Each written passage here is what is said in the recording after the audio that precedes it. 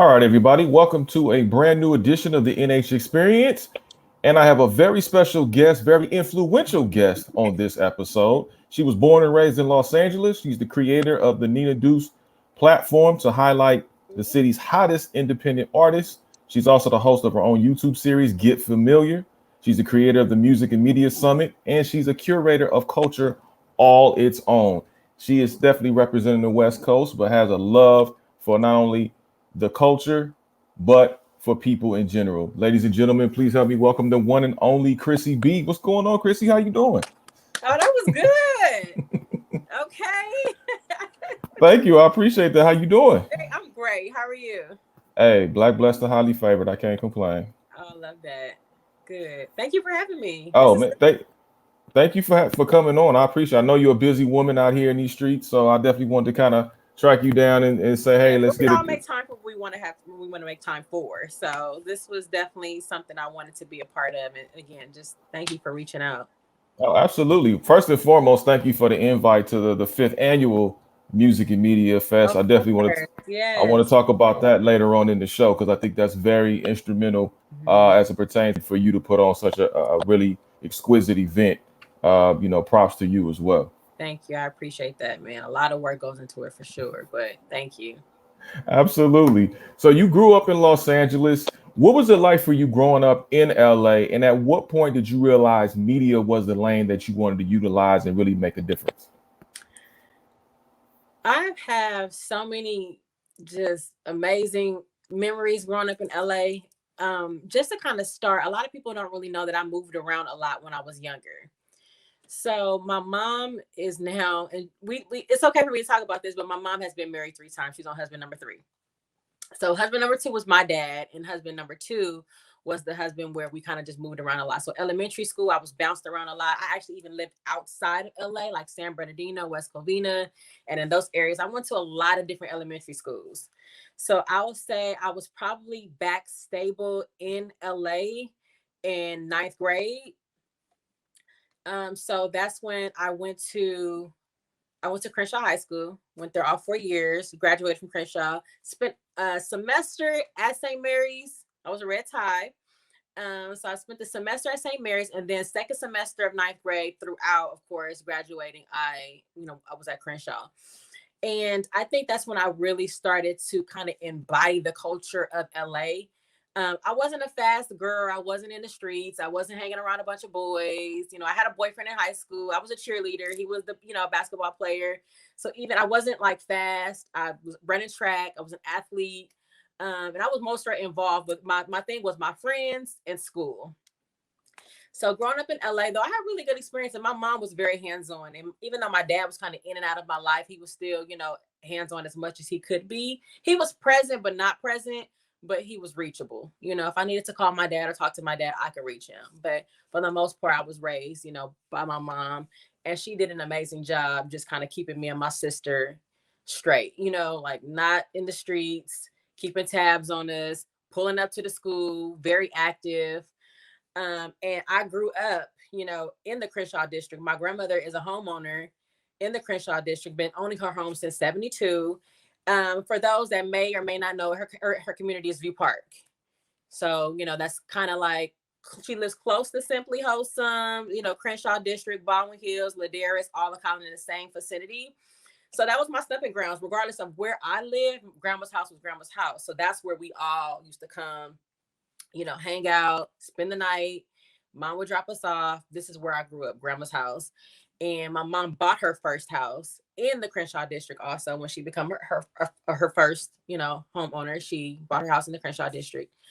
And so high school was pretty much that house that we lived in is where I spent a lot of my time.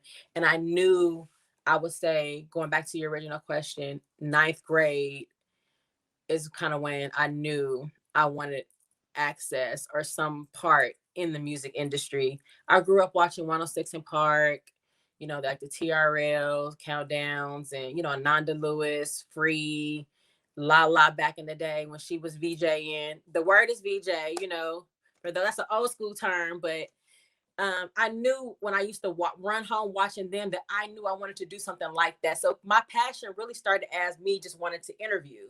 I knew I wanted to be like Free. I thought it was so dope that it was a female conducting interviews with all the hottest artists. So I started just kind of taking heed to that, just loving what she was doing, studying Free very, very young. And when I was old enough, I just created my own platform. When I got, when I figured it out, I started getting around artists and I started doing small stuff like personal assisting and getting around artists and working with other talent. And I just one day just got up and just created my own platform. And it just started with like one interview with somebody I knew. And then it kind of just escalated to me creating my own brand, moving forward, and just opening up other doors too surrounding that. Yeah, that's amazing. I mean, props, first of all, props and kudos to your mom for being there for you and your sister, because you turned out really successful. I know that's a testament to her as well as your grandmother.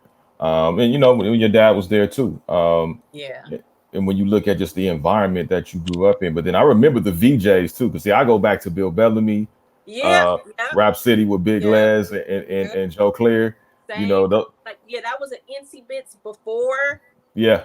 The era 90s. I'm talking about, but it's all sit within that same time frame and range. Mm-hmm. And I remember vividly too, Bill Bellamy, like you said, and all those people and all those platforms. And it was so just organic and real and raw. And even like, the basement with Big Tig, like, I'm like, damn, we need another version of this, so it was just real for us, for those that we love, those that grew up on music and hip hop. It was just real for us to, come home and be able to have those platforms. Like, we don't get music video countdown shows anymore. And that's what's so dope, actually. And just kind of giving a shout out to like Gina and Crystal. They were able to create, I think it's the West Coast Confidential platform, when they have like a new version of 106 and Park's Countdown that they just redid. Or recreated, I should say, and that's super dope because though we would love to turn on the TV and watch a top 10 countdown again for those that love music and music videos. Oh, absolutely, man! Props to them, props to the DJ Head and Brian Salas as well for being the executive producers, making sure that goes out on the platform. So that's definitely major and definitely needed. I agree with you. You talked about growing up, you talked about moving around a lot. Now, I noticed you lived in Seattle for about 6 or 7 years. What made you go to Seattle? The Pacific Northwest is kind of far from LA. What made you go up there, and what did you learn from that experience that shaped you today? Yeah, well, my stepfather is an aircraft instructor, now retired. So when my mom remarried her second husband, with her husband now, she up and moved. He was already established in Seattle. So they kind of had a long distance relationship, but it was a matter of us. We were already when they decided they were going to get married, it was us, picking up our stuff and leaving. He was already in Seattle again. So he worked for Boeing. He's now retired up there. And I was 20 at the time. I was still fairly young. It was a decision of staying home in LA without your mom or moving with your mom. So when she was like, okay, me and Ron are doing this. We're moving to Seattle. Do you guys want to stay? Do you want to go? I was like, I'm right behind you. So again, I was fairly young. I wasn't really necessarily ready to be in LA, and I would have been by myself, but I was, I wanted to be with my mom. So me and my sister moved, and we just stayed. And 7 years later, and I absolutely love Seattle still to this day. And it's always someplace I say if I'm ready to really build a family, have more children and just like retire, I will go there for sure. What's the scene like? I started I was working with artists up there too. That's really how it kind of kicked off for me, and transferring that to LA because it was an artist up there who I was personal assisting. I was his personal shopper.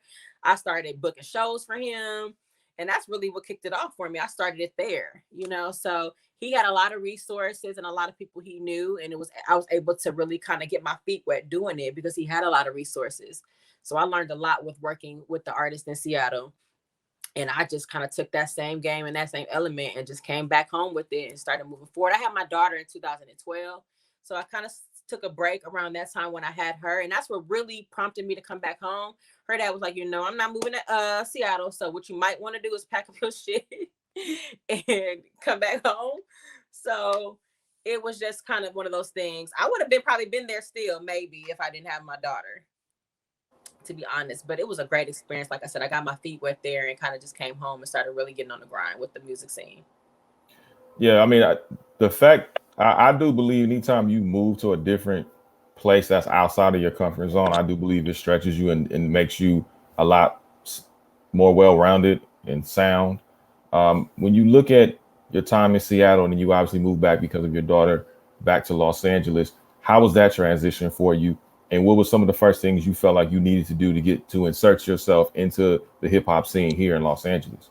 Well, it was tough, really, because of course I'm a first time mom, and to know me is to know that I'm hungry. Like, I was so eager to get up and just start moving and working and networking, and I was kind of starting from scratch. Like, I, if you think about it, I was 20 years old, so I was still kind of fresh out of high school. I didn't really start establishing those relationships with the people that I have relationships with now until I got home.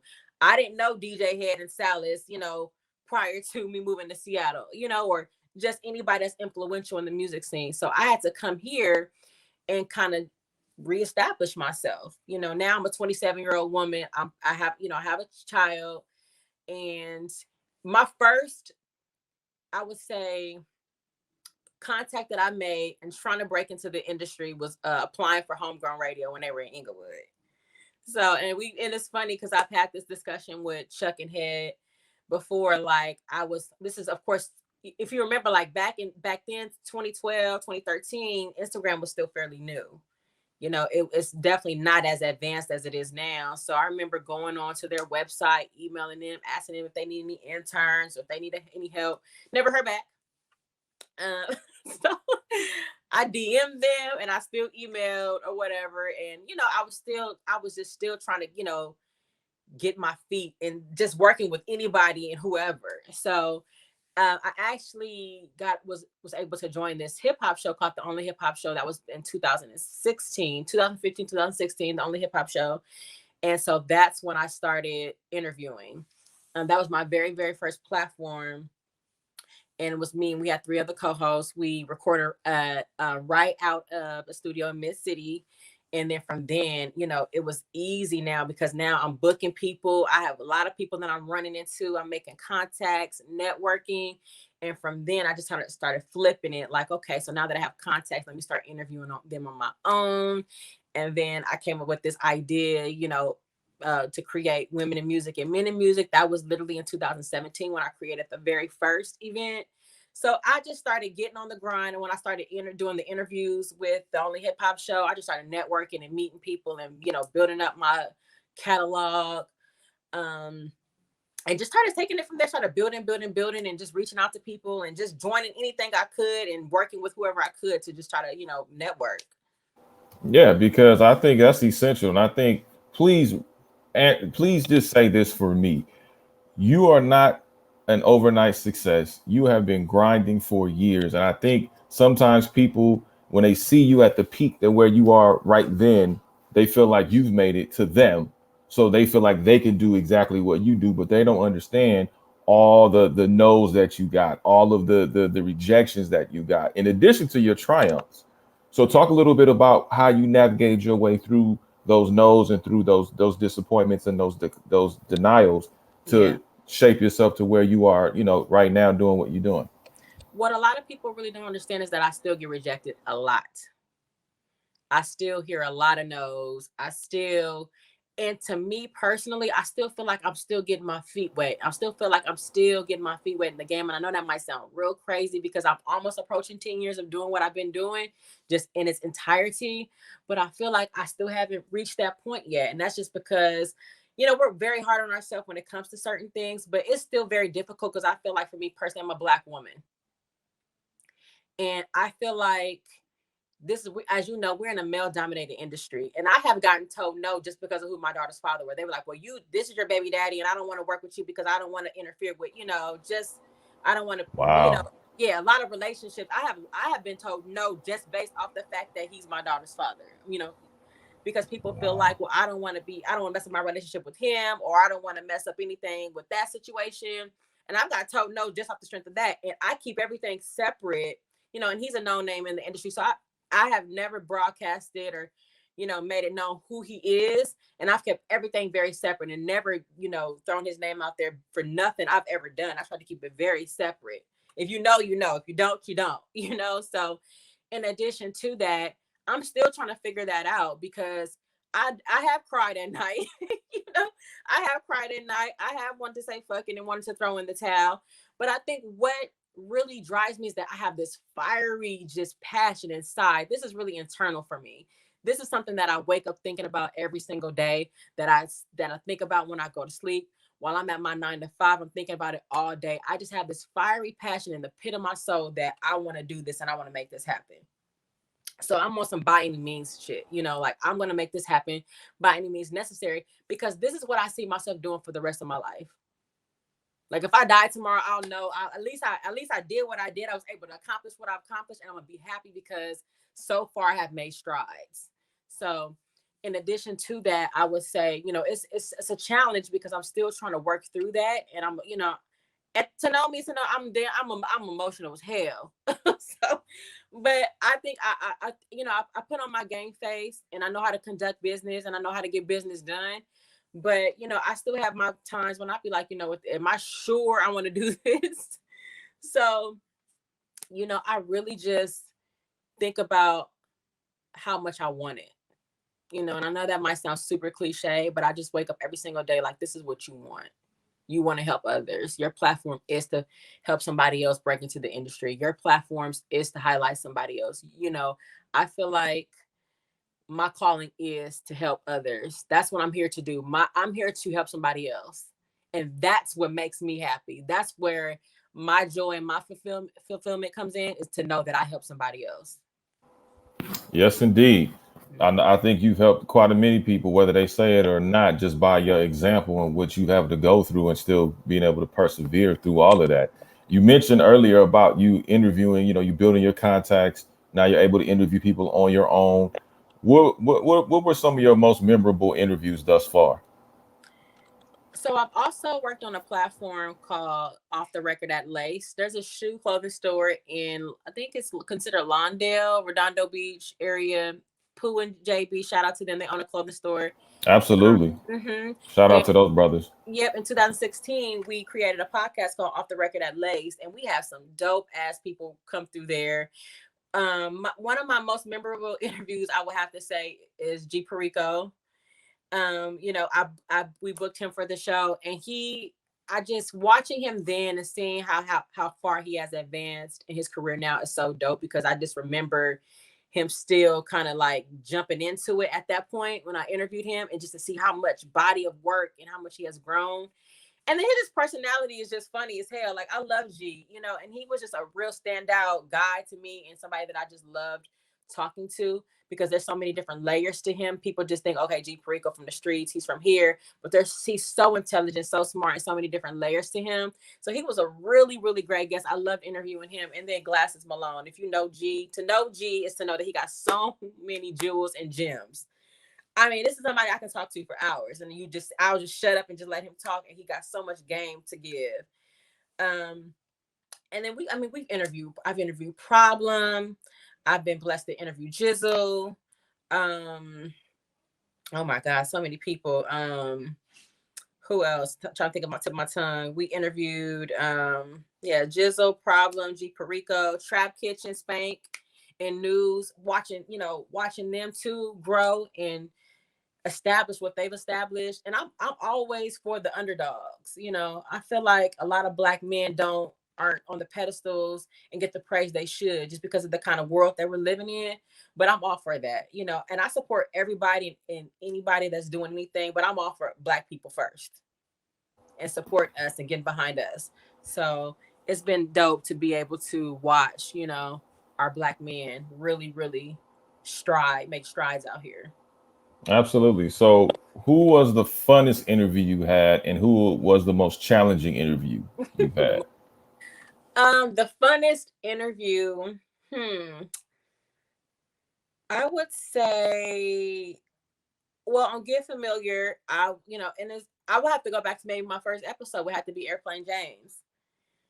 I love playing, and we just had a good time. Like, we had a really, really good time. And he's somebody too that I'm very excited about, that's new on the scene, that's actually getting ready to go into Urbino, him and Sham. But he probably is one of my funnest interview. My most challenging, that's a good question. Have we had a challenging interview?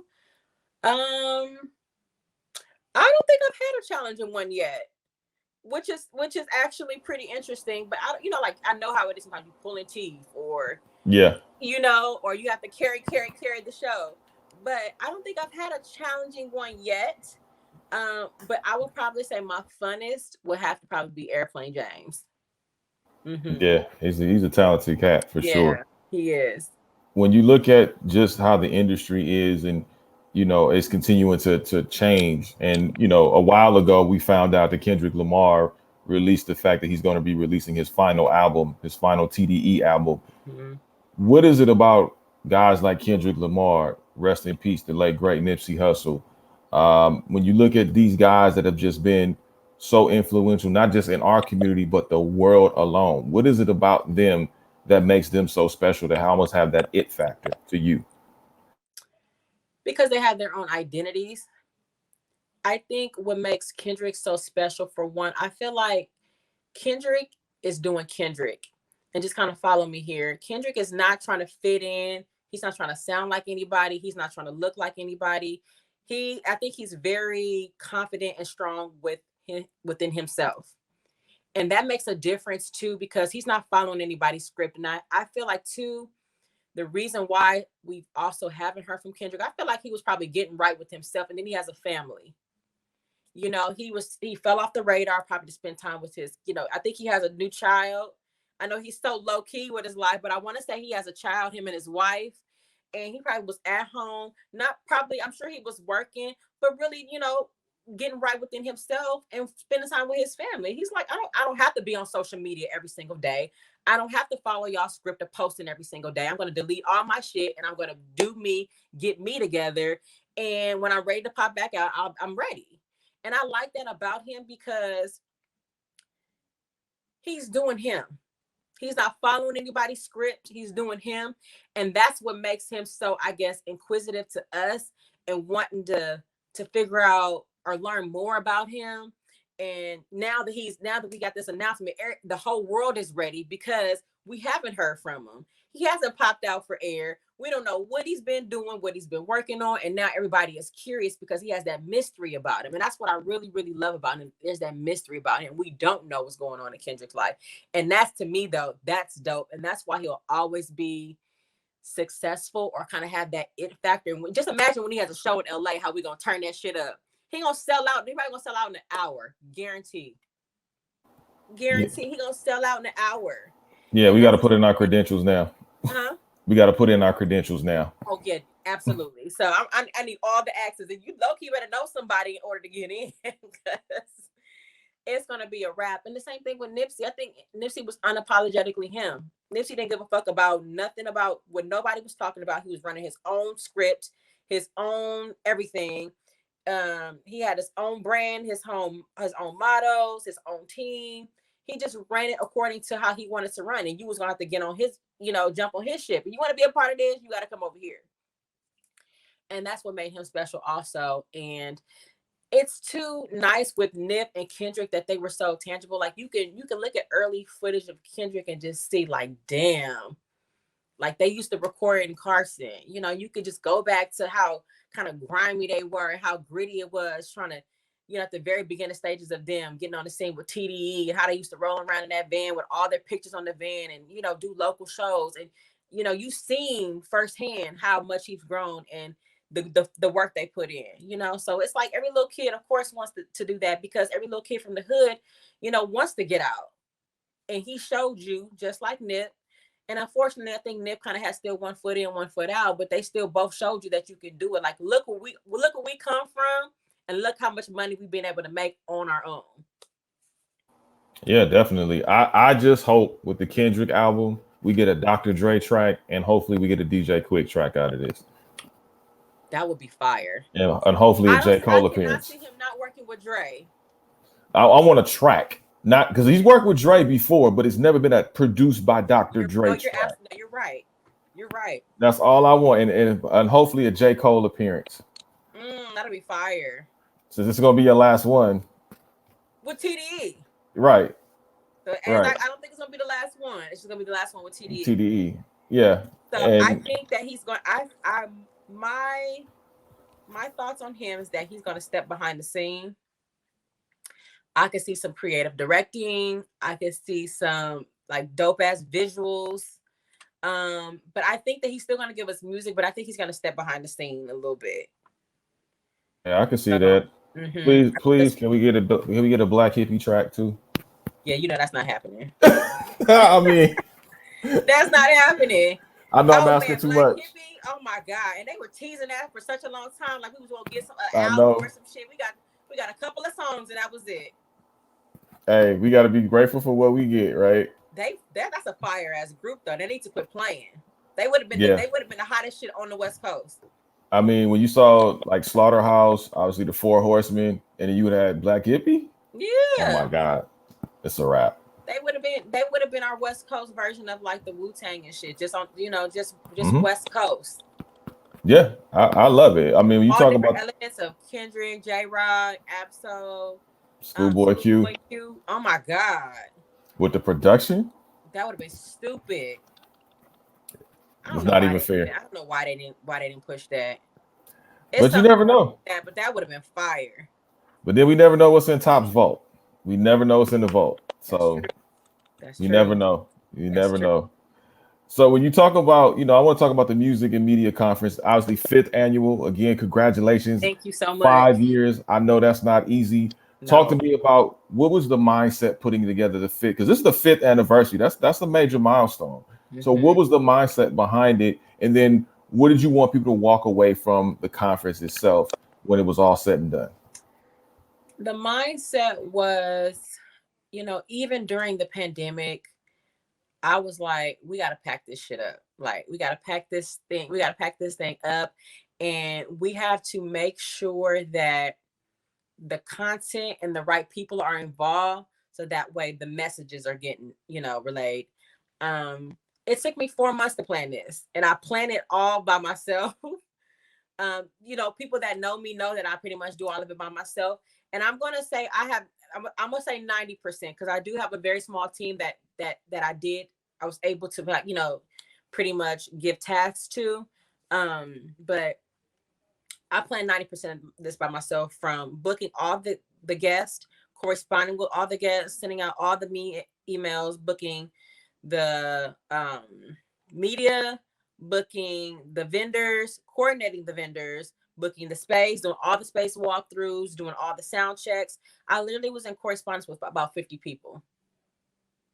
And that's just on the talent side. And that's just on the talent side. That's not even having to deal with, and of course, on the ticket side part, day of, still trying to run the whole, run the event like day of, and making sure everything was on a core. Like, I was literally running and doing all that pretty much primarily by myself. And again, like I said, I think that this year was the first year I really had a real team of people in place, like at the door, running the stage. It's the first year. And this is year 5 when I really had people in place where I kind of step out and not have to, fill in those shoes. But I know that I'm so big on just information, and I hate that a lot of, I guess that's why my platform is so special, because I've gone to so many panels and events, and I'm like, this was fucking whack. I didn't get anything out of it. You get these cliche answers. The people aren't really giving you the real game and the gems about how to really do it. And I'm just so tired of feeling like people feel like they can't give somebody else information because they don't want somebody to maybe, outpace them or have one up on them. I will never do that. I will always make sure somebody's ever asked me for any type of information or resources, that I provide that to you, because I feel like what God has in store for me is what he has in store for me, and that will never be taken away. And I think that's the mindset of a lot of people in the music industry and the media industry. And when they're doing these events, they're going to give you just enough. They're going to give you just enough. Yep. And I really want to be able to provide the resources so that people can really understand what it takes. Like, I don't have no VIP section. There ain't no VIP tickets. Everything is the same across the board. You have access to whoever you have access to. And everybody knew up front when they were coming involved, like, somebody walks up to you, they walk up to you and shake their hand. They want to meet you. They want to talk to you. You can walk up to My Guy Mars. You can walk up to DJ Head. You can walk up to Salas. You can walk up to, Troy Marshall. You can walk up to Watson Kwan. You can, and what you do with that is what you do with that, so I want to make it very, very I just want it to be accessible. I want the information to be accessible, and I want the people to be accessible. And I don't want it to ever feel like it's Hollywood, you know? So that's going to forever be my motto. I want to be able to keep that motto, even when it gets bigger. The goal is to turn it into like a Revolt Summit, is to create the same, same outlook as the Revolt Summit, a 2-3 day event where there's, 20, 30 panels, there's performances going on, there's booth going on, there's maybe like an engineers section over here, there's an A&R section over here, there's a management section over here. I want to be able to create these different elements to the event once we really started getting it bigger. And it all takes just it's all about money. I fund this myself, and I just like to be very upfront with people, like I fund this myself, and people know. And the sponsors are starting to now finally roll in. I have to, really study this and understand what all goes into it, because I just always paid out of my pocket for it because I just knew I wanted to do it, whether I made money or not. So, again, just I want people just to really come and just feel like I'm ready to get started if they haven't already. Like, okay, I have the tools now. Now I can go out, I can find me an artist, and I can, A&R this artist, or I can be a manager to so and so, or I can now finally feel confident enough to go in and produce this record or whatever. So it's just about really building that confidence to feel like you got the information to get started if you haven't already. That's outstanding. I mean, the moments I was there, I looked at it, I was like, wow, this is incredible from where you started to where you are now. I mean, you have definitely, it seems like you have definitely come now just a long way, but you're definitely continuing to take this seriously and really want to get the information disseminated to the masses and to the people. And I feel like that's really, really important. So, again, kudos to you. Thank and you your hard work and sacrifice and dedication. Yes, thank you. Yeah, and I just again, it's just I'm so excited about it. I'm still on a high from it all. I've been getting so much. I'm still getting messages and emails and you know about the event, and I feel like now because the only reason why I've converted or to say merged the women and the men is because last year, of course, during the pandemic, we didn't have anything. But now people are saying they want to keep them together. They want us to keep the men and the women together. They don't, because I do 2 separate events a year, but I think I'll just keep the same formula as this year. And we just going to rock with it. I'll have it a little sooner. I'm not going to do it in July. I'll probably do it a little sooner next year, maybe in May. Because the people are itching for it. I'm just getting a lot of requests about next year already. So I'm like, we might as well just get it going.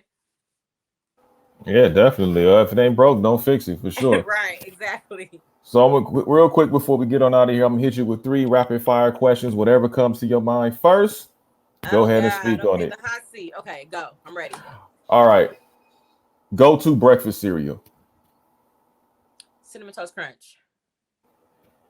If you were on an island by yourself, you can only take 3 albums with you, what would they be? A. Marie's All I Have. Jay-Z The Black Album. Biggie's Life After Death. Okay. All right. That's I like can one dig of my that. favorite albums, but I was trying to think if I was stuck on an island. But yeah, I'm gonna be stuck with Biggie. All right. If you could have dinner with 4 individuals, who would they be? Living or dead? Diddy, Jay-Z. I would have to say so. Diddy, Jay-Z. I've always been a huge fan. This is gonna be so left. Jamie Lee Curtis. I'm such a Jamie Lee Curtis fan. I know that's random. And Sade. That's a good one. Yeah. Okay. All right. One Mustang you have to have with you at all times. My phone. Okay. I'm so stuck on my phone. I gotta have my phone. Hey, we all are. We're in that mode. Oh my God! And now that I'm a parent and my daughter has a phone too. Oh no, we gotta be in communication. Got to have that phone. Yes. I feel you on that. Especially us as business owners, we got to know exactly what's going on every moment of the day. Always. Always. Well, you know what, Khrissy, it's been a pleasure. Thank you so much for coming on. I thank you for allowing me to get familiar with you and what your line of work is. So weird being on the other side of the coin. I don't know. I was a little nervous. I was like, I ain't never done it this way. It's very rare that I'm being interviewed. Hey, you know what? On this show, we bring in everybody, whether I you're athlete, appreciate that. Thank you. entertainer, business owner, politician, whatever it And is, we kudos definitely to gonna you. talk No, about it. honestly, I've been seeing your platform, and just to give you your flowers and your roses, you have created something for us too, which Thank is you. amazing. You have a really, really dope platform, and you're highlighting entrepreneurs, like you said, from every range, from music to media to athletes, and it's such a big deal for all of us to kind of have a platform where we could come and tell our story. So thank you to you also. Hey, my pleasure. Thank you so much. I really means a lot, especially coming from you, Yes, someone who's definitely been out there and really, really continue to make head waves and really make an impact. So I just want to say thank you to you once again for coming on. And yes. those that want to get familiar with you, where can they find you and keep up with all your great work on social media? Yeah, well, you can follow me on Instagram at I am Khrissy B. That's IamKhrissy. Also, my website, ninadeuce.com. So that's Nina-Deuce.com. And then I'm on Twitter too. Twitter is just my real, when I go on my rant. So if you want to hear me rant here and there, you go on Twitter. And that's this, I think it's Khrissy_BEE. So that's where you can kind of follow me and stay in the touch. All right. The one and only Khrissy B. Thank you so much. Thank you. LA's I finest. appreciate you. Appreciate you as well. Anytime we can do something, Yes. by all means, feel free. We're there for you. Definitely want to continue to support you, and everybody continue to support you as well, and all your great work throughout the city and throughout the communities of Southern California. Thank you again.